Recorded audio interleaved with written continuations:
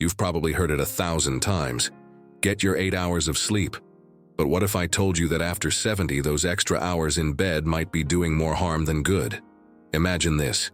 You wake up after what feels like a full night's rest, but instead of feeling refreshed, your head is foggy, your body aches, and you're reaching for another cup of coffee by mid-morning. Sound familiar? Let's talk about Frank. He's 73, a former teacher who loved gardening and taking his grandkids to the park. A few years ago, he started sleeping longer, sometimes 9 or 10 hours a night. At first, it felt luxurious, but then he noticed his energy dropping. His morning walks became shorter, his balance felt off, and within months, a routine checkup revealed his blood pressure had spiked, and his doctor mentioned something surprising. "Frank, you're sleeping too much." Turns out, Frank isn't alone. Research shows that seniors who consistently sleep more than 6 hours a night face higher risks of cognitive decline, cardiovascular issues, and even falls. But here's what most people miss. It's not just about the hours. It's about what happens during those hours, and more importantly, what happens when you're awake. Let's start with the first critical mistake many seniors make: disrupting their circadian rhythm. As we age, our bodies produce less melatonin, the hormone that regulates sleep. That's why many older adults find themselves waking up earlier or struggling with fragmented sleep. To compensate, they stay in bed longer, hoping to catch up, but this throws their internal clock further out of sync. Take Margaret, a 76-year-old retired nurse. She began napping during the day and staying up late watching TV, then sleeping until 8 a.m. Within weeks, her arthritis pain worsened, and she started forgetting simple details like her grocery list. Her doctor explained that irregular sleep patterns were causing inflammation and messing with her memory. The fix? Anchor your mornings. Within 30 minutes of waking, step outside for natural sunlight, even if it's cloudy. Light exposure resets your circadian rhythm, signaling to your body that it's time to be alert. Margaret started drinking her morning tea on her porch. 10 minutes of sunlight, no sunglasses. Within 2 weeks, her sleep became more consolidated, and her afternoon fatigue faded. Now let's talk about the second hidden danger: poor sleep quality. You might be in bed for 7 hours, but if you're not cycling properly through deep sleep stages, your brain and body aren't repairing themselves. This is where many seniors get trapped. They focus on the quantity of sleep, not the quality. Consider Barbara, an 81-year-old who prided herself on her strict 10 p.m. bedtime. She'd lie awake for hours, frustrated, then finally drift off only to wake up repeatedly to use the bathroom. Her Fitbit showed 8 hours in bed, but her deep sleep totaled less than an hour. Her mood suffered and she began avoiding social events, convinced she was just too tired. The solution isn't complicated. It's about strategic adjustments. First, limit fluids 2 hours before bed to reduce nighttime bathroom trips. Second, keep your bedroom between 65–68 degrees. Cooler temperatures promote deeper sleep. Barbara bought a simple thermostat and swapped her evening tea for a small glass of water with dinner. She also added a 10-minute leg elevation, propping her feet on a pillow, to reduce swelling, which helped her stay asleep longer. But here's the key insight most people overlook: sleeping too long often masks underlying issues. If you're consistently logging more than 6 hours, ask yourself, are you truly rested? Or are you avoiding movement because of stiffness or low energy? Which brings us to the most important question: what happens during the day that sets you up for better or worse sleep at night? That's where we're headed next, because the real secret isn't just about closing your eyes. It's about how you open them. You've just learned how anchoring your mornings and optimizing your sleep environment can protect your health. But what happens during those daylight hours might surprise you. Because here's the truth: how you spend your waking hours doesn't just affect your energy, it rewires your sleep. Let me explain. Meet John, a 78-year-old retired mechanic. After his wife passed, he began spending most of his day in his recliner, watching TV. "I'm resting," he'd say. But the less he moved, the stiffer his joints became. Soon, even getting mail felt exhausting. His solution? Napping.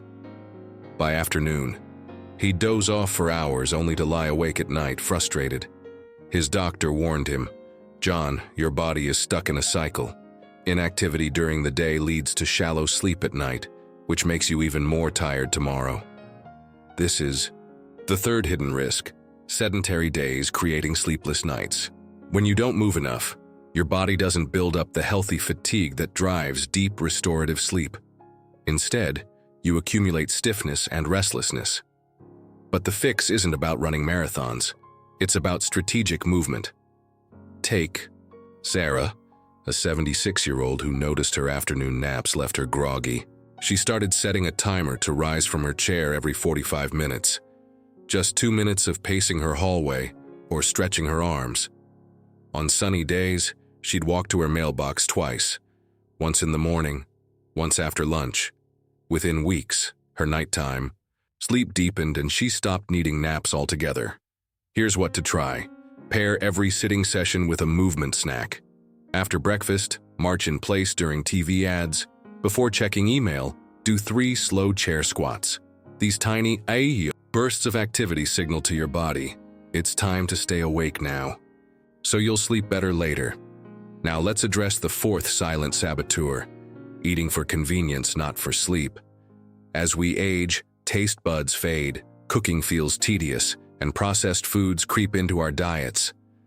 But what you eat, and when, directly, impacts sleep quality. Consider Linda, an 80-year-old who relied on frozen meals and late-night snacks. She'd often eat a heavy dinner at 8 p.m., then wonder why she'd toss and turn until midnight. Blood tests later revealed her blood sugar.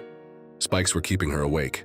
Her doctor put it bluntly, "You're fueling your body like a teenager, but your metabolism isn't 16 anymore." The solution? Time your meals like medicine. Aim to finish dinner 3 hours before bed. If hunger strikes, try a half banana. With almond butter, it's easy to digest and provides magnesium, a natural muscle relaxant. Linda switched to grilled fish or eggs with veggies at 6 p.m., followed by a small tart cherry juice cup, rich in sleep-promoting melatonin. Within days, her midnight restlessness faded. If you're still watching and finding these insights useful, drop a number 6 in the comments to let me know you're here. If you haven't subscribed yet, go ahead and hit that subscribe button and turn on the bell so you never miss a video. Your support helps us keep bringing you valuable content to inform and inspire. But let's get real for a moment. None of this matters if you're ignoring the one thing that accelerates decline faster than anything else. It's not your diet, your exercise routine, or even your sleep habits. It's what happens when you're alone with your thoughts hour after hour, and why so many seniors never see it coming. That one thing I mentioned? It's isolation, the slow creep of loneliness that tightens its grip when we stop engaging with the world. And here's why it matters. Isolation doesn't just hurt your mood, it physically alters your sleep. Let me show you how. Take George, an 82-year-old widower who rarely left his apartment. He'd sleep 10 hours a night, yet wake up exhausted. His days blurred into a loop of TV and naps. Then, one morning, he fell for a phone scam claiming his grandson was in jail.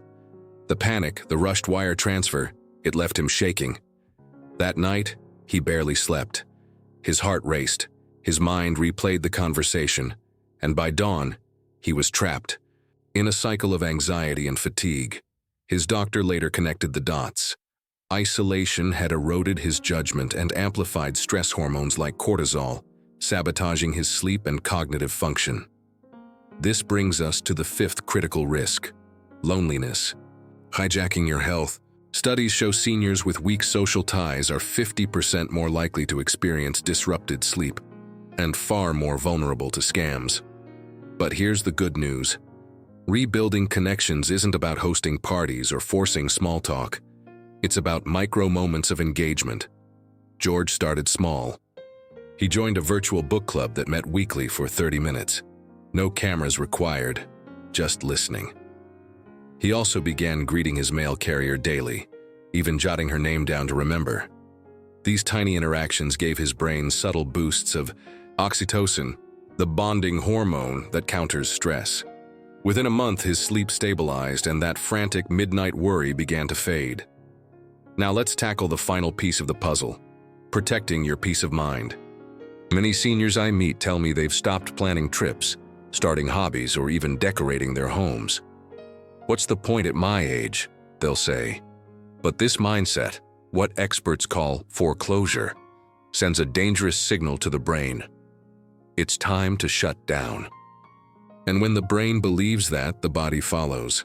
Consider Ruth, 84, who stopped gardening after her husband died. Her days narrowed to chores and cable news. Soon, she was sleeping irregularly and forgetting meals. Then her granddaughter asked her to help plant tomatoes in pots. No bending, just guiding. Ruth hesitated, but that first afternoon of dirt under her nails changed everything. She slept soundly that night, her mind buzzing with plans for basil and rosemary. The lesson? Purpose fuels rest. When you give your brain something to look forward to, even a single potted plant, it releases dopamine, a neurotransmitter that regulates both motivation and sleep-wake cycles. Ruth's tomato therapy became her anchor. Yours might be bird-watching, jigsaw puzzles, or teaching a grandkid to bake your famous pie. The activity doesn't matter. It's the anticipation that heals. So let's tie this all together. Imagine waking up in 3 months with energy that lasts past noon, joints that feel oiled and steady, a mind sharp enough to recall every grandchild's birthday. It starts with recognizing that sleep isn't a refuge, it's a mirror. It reflects how you spent your day, the light you soaked in, the meals you timed wisely, the conversations you nurtured, and the purpose you cultivated.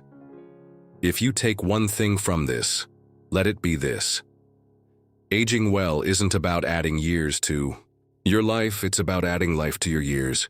And that begins the moment you decide to close your eyes, not out of escape, but preparation for tomorrow. Drop a comment below and share one thing you learned today and how you plan to use it in your life. We'd love to hear your thoughts, so don't hold back. Your input means a lot to us. Reading your comments keeps us motivated and inspired.